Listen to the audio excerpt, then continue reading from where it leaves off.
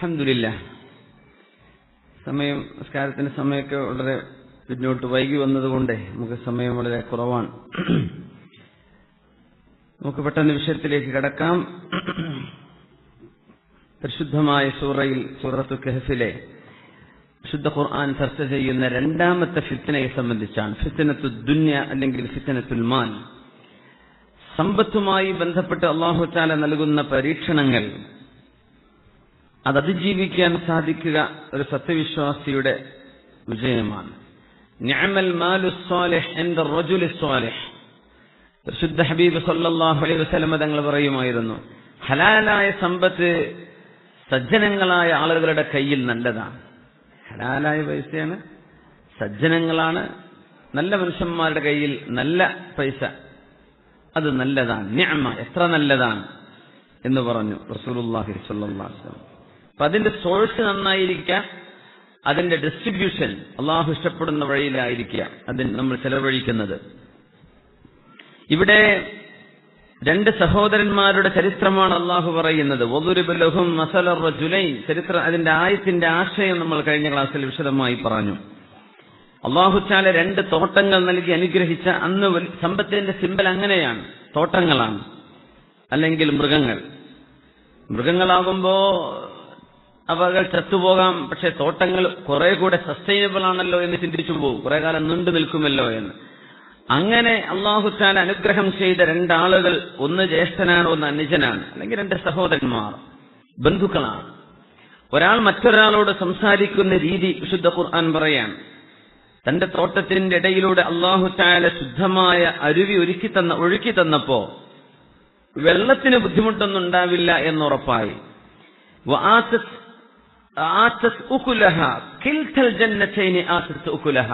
രണ്ട് തോട്ടത്തിൽ നിന്നും ഭക്ഷ്യയോഗ്യമായത് എന്തോ അത് രണ്ട് തോട്ടങ്ങളും നൽകുകയുണ്ടായി എന്ന് പറഞ്ഞാൽ രണ്ട് തോട്ടങ്ങളും കായ്ക്കനികൾ നൽകുകയും. വലം തദ്ലിം മിൻഹു ശൈഅ. കായ്ക്കാതെ പോയ ഒരു ചെടിയും ഉണ്ടായില്ല, മുന്തിരിവള്ളി ഒന്നും കായ്ക്കാതെ പോയത് ഉണ്ടായില്ല, എല്ലാം കായ്ച്ചു, ഈത്തപ്പനകൾ കായ്ച്ചു. അങ്ങനെ തന്റെ കൂട്ടുകാരനോട് പറഞ്ഞ വാക്കാണ് അന അക്സറു മിൻക മാലൻ വഅസ്സു നഫറാ. നിന്നെക്കാളും സമ്പത്ത് കൂടുതലുള്ള ആളുകളും കൂട്ടുകാരും കൂടുതലുള്ളതും ശക്തിയുള്ളവനും ഞാനാണ് എന്ന് കൂട്ടുകാരനോട് ഇഅ്ജാബിന്റെ ഒരു വാക്ക് പറഞ്ഞു. ശറഇൽ അല്ലാഹു സുബ്ഹാനഹു വ തആല ഇഷ്ടപ്പെടാത്ത ഒരു പ്രയോഗമാണിത്. നിന്നെക്കാളും യോഗ്യൻ ഞാനാണ് എന്ന പ്രയോഗം. നിന്നെക്കാളും എനിക്കാണ്, നിന്നെക്കാളും എനിക്കുണ്ട്. അതുപോലെ നമുക്ക് ഒരാളോട് കമ്പയർ ചെയ്തിട്ട് അയാളെക്കാളും മെച്ചപ്പെട്ടത് ഞാനാണ് എന്ന സംസാരമോ അല്ലെങ്കിൽ നിലപാടുകളോ കാഴ്ചപ്പാടുകളോ അള്ളാഹുവിന് ഇഷ്ടമല്ല.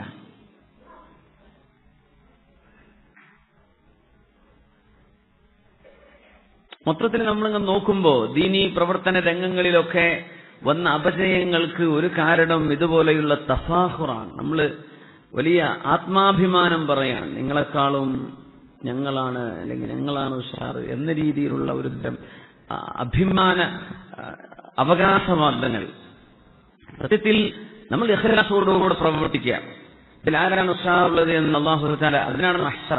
നമ്മൾ ഇവിടെ നിന്ന് ജഡ്ജ്മെന്റ് ചെയ്തിട്ട് കാര്യമില്ല. കാരണം ജനങ്ങളുടെയും പ്രവർത്തിക്കുന്നവരുടെയും ഖൽബിനുള്ളിൽ കിടക്കുന്ന ഇഖ്ലാസിന്റെ അളവ് എത്രയാണെന്ന് ഒരു മഖ്ലൂക്കിനും മലക്കുകൾക്ക് പോലും അറിയില്ല. പിന്നെ ഇങ്ങനെ നമ്മളതിൽ വിധിയില്ല.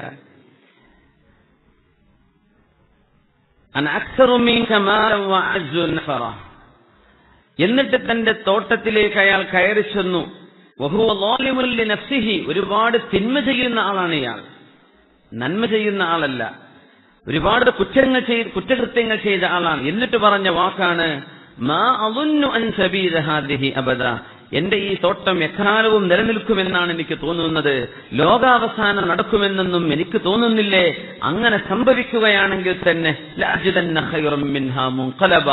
എനിക്ക് അല്ലാഹുവിന്റെ അടുത്ത് ഇതിലും നല്ലത് അല്ലാഹു തരും. മഹാനായ അല്ലാമ ഇബ്നു കസീർ തങ്ങളും മറ്റു മുഫസ്സിരീങ്ങളും ഇതിനെ സംബന്ധിച്ച് വിവരിച്ചത് രണ്ട് സഹോദരന്മാരുടെ ചരിത്രമാണ്. ബനു ഇസ്രായേലിൽ കഴിഞ്ഞുപോയ രണ്ടുപേർ. ഓരോരുത്തർക്കും 3000-ഓളം ദീനാർ അനന്തരാവകാശ സ്വത്ത് ലഭിച്ചു. 3000 ദീനാർ സ്വർണ്ണ നാണയമാണ്. അതിൽ തന്റെ കൂട്ടുകാരൻ അതുകൊണ്ട് വലിയൊരു വീട് വാങ്ങിച്ചപ്പോ 1000 ദീനാർ ചെലവഴിച്ചൊരു വീട് വാങ്ങിച്ചപ്പോ സഹോദരനായ നല്ല മനുഷ്യൻ പറഞ്ഞു,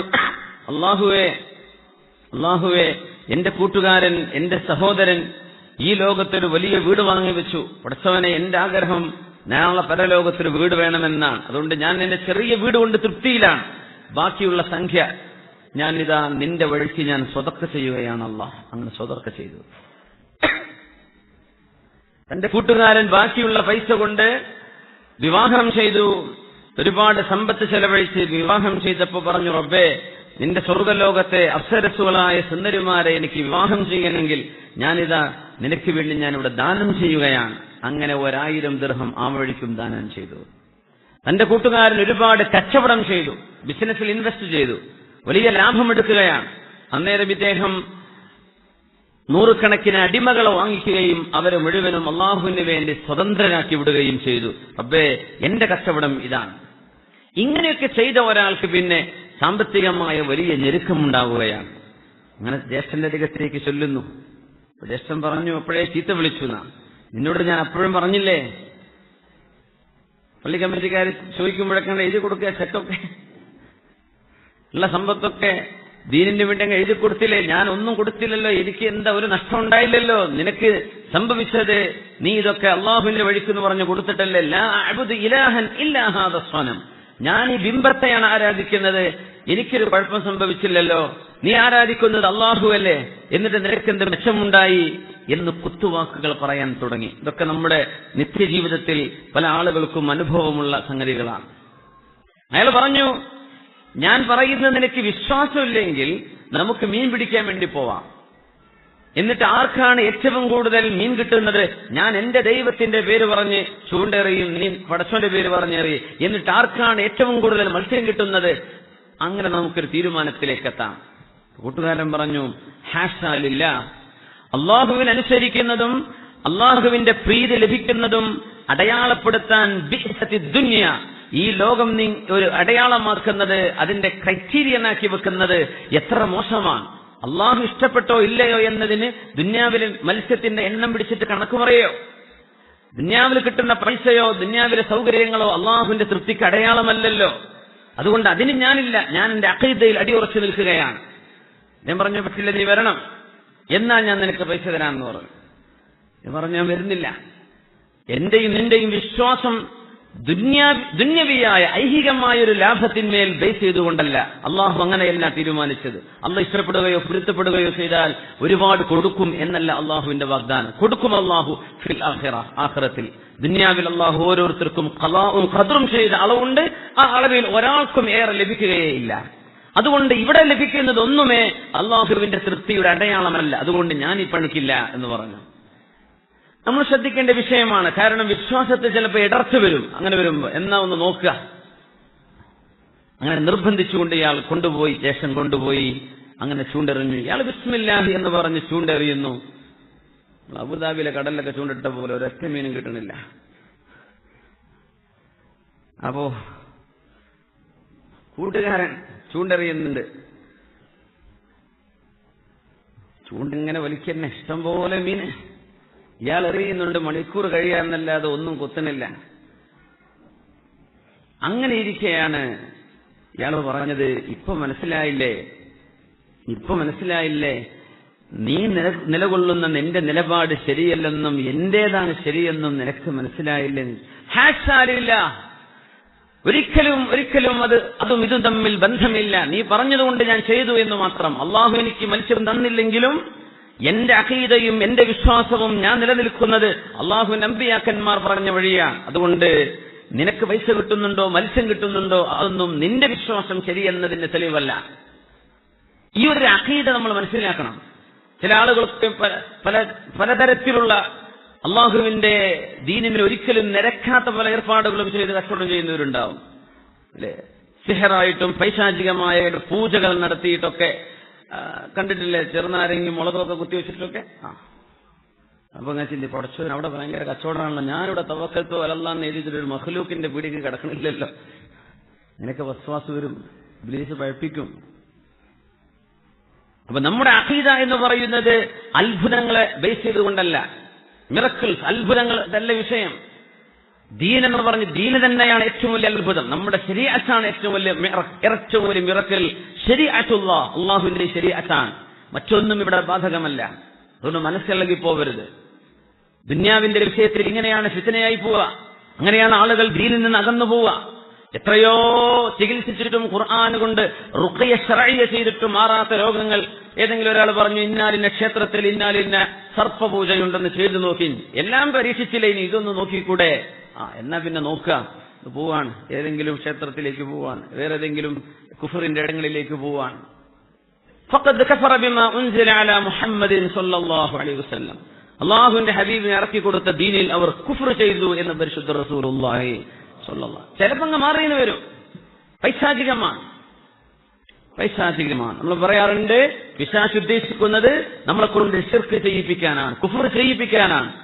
അതുകൊണ്ട് അത് ചെയ്തു കഴിഞ്ഞാൽ പിശാച് പെട്ടെന്ന് മാറി നിൽക്കും. ഞാൻ ഉദ്ദേശിച്ചവ നടത്തി കഴിഞ്ഞു, ഞാൻ പോവാണെന്ന് പറയും. നമ്മുടെ ഉലമാ പറയാറുണ്ട്, റുഖ്യ ശർഇയ്യ, ദീനിയായി ചികിത്സ നടത്താൻ ചില കേസുകൾക്ക് 5 വർഷത്തോളം നിരന്തരം മന്ത്രിശ്രുതി കൊടുക്കേണ്ടി വന്നിട്ടുണ്ട്. 5 വർഷം നിരന്തരം. 5 വർഷം കഴിഞ്ഞപ്പോൾ ശിഫയായി. നമ്മളെന്താ ഒരിക്കൽ ചെന്നു, ആ മൂല്യത്ത് ഒരു ഫലമില്ല കേട്ടോ, അല്ലെങ്കിൽ ആ ഉസ്താദ് ഊതിട്ടേ ഖുർആൻ എന്ത് ഒരു ഫലം കിട്ടുന്നില്ല. ഒരിക്കൽ 2 3 എന്നാലും ഞാൻ കുഫ്ർ ചെയ്യില്ല, ശിർക്കിലേക്ക് പോവുകയില്ല, ഞാൻ അള്ളാഹുവിന്റെ കലാമ കൊണ്ട് ചികിത്സിക്കുകയാണ്, വിശുദ്ധ ഖുർആൻ ഓതുകയാണ്, ദുആ ചൊല്ലുകയാണ്, ദിക്ർ ചൊല്ലുകയാണ്. അത് ഓതിയിട്ട് ദുആ ചൊല്ലിയിട്ട് രോഗിയുടെ ശരീരത്തിലേക്ക് ഊതിക്കൊടുക്കുന്നു, അല്ലെങ്കിൽ ആ വെള്ളമെടുത്ത് കുടിക്കുന്നു. ഇതൊക്കെ ശർഇൽ അംഗീകരിക്കപ്പെട്ട വിഷയങ്ങളാണ്. അതിനൊരു പക്ഷേ കൊല്ലങ്ങൾ എടുത്തുവെന്ന് വരും. ഒരിക്കൽ നന്നില്ല, 3 4 5 മാസങ്ങൾ വർഷങ്ങൾ എടുത്തുവെന്ന് വരും. എന്നാലും അള്ളാഹുവിന്റെ ശർഇ വിട്ടുള്ള കളിയില്ല. അങ്ങനെയാണ് മുഅ്മിനായ മനുഷ്യൻ ചെയ്യേണ്ടത്. അങ്ങനെ നമുക്ക് ക്ഷമ കുറവാണല്ലോ. എവിടത്തിൽ നിന്ന് അടുത്തെടുത്ത് പോയി നോക്കുക, അവിടെ അല്ലെന്ന് ഇവിടെ ഓടി നോക്കുക. ദീൻ അള്ളാഹുവിന്റെ ശർഅ എന്ന് വേറെയാണ്. അതുകൊണ്ട് തന്നെ ദുനിയാവിന്റെ കണക്കുമായി ഇതിനെ ബന്ധിച്ചു നോക്കാൻ പാടുള്ളതല്ല, ഒരിക്കലും പാടുള്ളതല്ല. ഏത് സാഹചര്യങ്ങളിലും അങ്ങനെയാണ്. ചില ആളുകളൊക്കെ അഭിമാനം പറയൽ അങ്ങനെയാണ്, ഞങ്ങളുടെ ഒരുപാട് പൈസ ഉണ്ടല്ലോ, ഞങ്ങൾക്ക് അള്ളാഹു നിഅമത്ത് തരുന്നു കാണുന്നില്ലേ, അള്ളാഹു കൊടുക്കുന്നില്ലേ, കയ്യില് കോടികളാണ് കൊടുക്കുന്നത്. അതൊന്നും ദീനിൽ തെളിവേ അല്ല, അള്ളാഹുവിന്റെ തൃപ്തിയുടെ അടയാളവും അല്ല. അതിനൊക്കെ അള്ളാഹിനോട് കണക്ക് പറയേണ്ടി വരും, അത്രയും വരും. അതുകൊണ്ട് ഈ മുഅ്മിനായ മനുഷ്യൻ അത്രയും വിഷമിച്ചപ്പോ തന്റെ കൂട്ടുകാരനോട് പറയാൻ, അകഫറത ബില്ലദീ ഖലഖക മിൻ തുറാബിൻ സുമ്മ മിൻ നുത്ഫ സുമ്മ സവ്വാക റജുലാ. അല്ലാഹു തആല മണ്ണിൽ നിന്ന് നമ്മുടെ പിതാവായ ആദം നബി അലൈഹിസ്സലാമിനെ പടക്കുകയും സുമ്മ മിൻ നുത്ഫത്തിൻ, പിതാവിന്റെ ശേഷം സർവ മക്കളെയും നുത്ഫയിൽ നിന്ന്, സ്പേമിൽ നിന്ന്, ശുക്രത്തിൽ നിന്ന് മക്കളെ പടക്കുകയും ചെയ്ത അള്ളാഹു സുമ്മ സവ്വാക റജുലാ, എന്നിട്ട് നിങ്ങളെ പൂർണ്ണ മനുഷ്യനാക്കി പടച്ച അള്ളാഹുവിനെ നിങ്ങൾ നിഷേധിക്കുകയാണോ? ലാകിന്നഹു അല്ലാഹു റബ്ബി, ഇങ്ങനെയൊക്കെ ആണെങ്കിലും എന്റെ രക്ഷിതാവ് അള്ളാഹുവാണ്. അത് പറയണമെങ്കിൽ നല്ല ധൈര്യം, ഈമാനിന്റെ ഉറപ്പ് വേണം. സമ്പത്ത് മുഴുവനും നഷ്ടപ്പെട്ടു, അള്ളാഹുവിന്റെ പേരിസ്കരിച്ച് ചെയ്ത കാര്യങ്ങൾ വിജയിക്കാതെ പോയി. എന്നാലും ഞാൻ അള്ളാഹുവിനെ വിട്ടുപോകുന്നില്ല. ലാകിന്നഹു അല്ലാഹു റബ്ബി, എന്റെ റബ്ബ് അള്ളാഹുവാണ്. പൈസക്ക് ഉണ്ടാവുമ്പോ അള്ളാന്റെ ആൾക്കാരാണ്. പൈസക്ക് വിട്ടുപോയാൽ പിന്നെ ചൂടുന്ന തെല്ലിൽ വക്കത്ത് നിന്ന് ഇബാദത്ത് ചെയ്യുന്നവരുണ്ട്. മെച്ചുണ്ടെങ്കിൽ ഞാൻ പോകും ഖുർആൻ ക്ലാസ്സിന്, അതല്ല ഒരു മെച്ചൊന്നുമില്ലെങ്കിൽ ഞാൻ പണിയാൻ നിർത്തും. അങ്ങനത്തെ ഒക്കെ ഇബ്ലീസിന്റെ ചിന്തകൾ വരുന്നതാണ്. നമ്മളെപ്പോഴും മനസ്സിലാക്കണം, അള്ളാഹുവിനനുസരിച്ച് ജീവിച്ചതുകൊണ്ട് കുറെ പൈസ ഉണ്ടാകും, കച്ചവടത്തിൽ ബർക്കത്തുണ്ടാവും, അങ്ങനെ ഒന്നും പ്രതീക്ഷിക്കേണ്ട. ചിലപ്പോൾ കച്ചവടം പൊളിയലായിരിക്കും ഉണ്ടാവുക. പക്ഷേ അടിപതറരുത്. അള്ളാഹു നമുക്ക് കുറച്ച് ഈമാൻ തരട്ടെ. ആമീൻ. ജനങ്ങൾ വസ്വാസാക്കും, അതാ വിഷയം. ഇപ്പൊ എന്റെ അന്ന് എല്ലാവിധ കുറ്റക്കേടും കളിച്ച് നടന്നിട്ട് എന്തായിരുന്നു നിന്റെ റാഹത്ത്? ഇപ്പൊ നീ നല്ല മുത്തക്കയായല്ലോ. ഗൾഫിലൊക്കെ പോയിട്ട് നല്ല 1ാം നമ്പർ മൂല്യരായി വന്ന് ഇപ്പൊ കാണുന്നില്ലേ, ജോലി നഷ്ടപ്പെട്ടു, അത് നഷ്ടപ്പെട്ടു, അതില്ല ഇതില്ല, കണ്ടില്ലേ? ഇതൊക്കെ ഇബ്ലീസുകളാണ്. മിനൽ ജിന്നതി വന്നാസ്, മനുഷ്യരിലും ജിന്നുകളിലും ശൈത്താന്മാരുണ്ടെന്ന ഇങ്ങനെ വസ്വാസാക്കും. അപ്പോൾ പഴയ രീതിയിലേക്ക് ഞാൻ തിരിച്ചുപോയാലോ എന്ന് ചിന്ത വരും. ആ ചിന്തയിൽ മുന്നോട്ട് പോയാൽ പിശാച് കൈകൊട്ടി ചിരിക്കും, ഞാൻ രക്ഷപ്പെട്ടു, ഞാൻ എന്റെ പ്ലാൻ വിജയിച്ചു എന്ന് പറയും. അതിനൊക്കെയുള്ള കടുത്ത അള്ളാഹുവിന്റെ മുമ്പിൽ എങ്ങനെ ഉറച്ചു നിൽക്കണമെന്ന് പഠിപ്പിക്കുകയാണ് ഈ സംഭവം. എല്ലാം നഷ്ടം വന്നിട്ടും അയാൾ പറഞ്ഞ വാക്ക് ലാകിന്നഹു അല്ലാഹു റബ്ബി, എന്റെ റബ്ബ് അല്ലാഹുവാണ്. വലാ ഉശ്രികു ബിറബ്ബി അഹദാ, എന്റെ റബ്ബിന്റെ കൂടെ മറ്റാരെയും ഞാൻ പങ്കു ചേർക്കുകയേ ഇല്ല. അല്ലാഹു ഒരേ ഒരുവൻ മാത്രമാണ്. കൂട്ടുകാർ, صلوا على النبي محمد وآله. اللهم صل على سيدنا محمد وعلى آل سيدنا محمد وبارك وسلم عليه. اللهم صل على سيدنا محمد وعلى آل سيدنا محمد وبارك وسلم عليه. ഒരുപാട് സ്വലാത്ത് നമ്മുടെ ഹബീബിന്റെ ഹളറത്തിലേക്ക് എത്തും. അള്ളാഹു എത്തിച്ചു കൊടുക്കട്ടെ, അവിടുത്തെ അള്ളാഹു സന്തോഷിപ്പിക്കട്ടെ.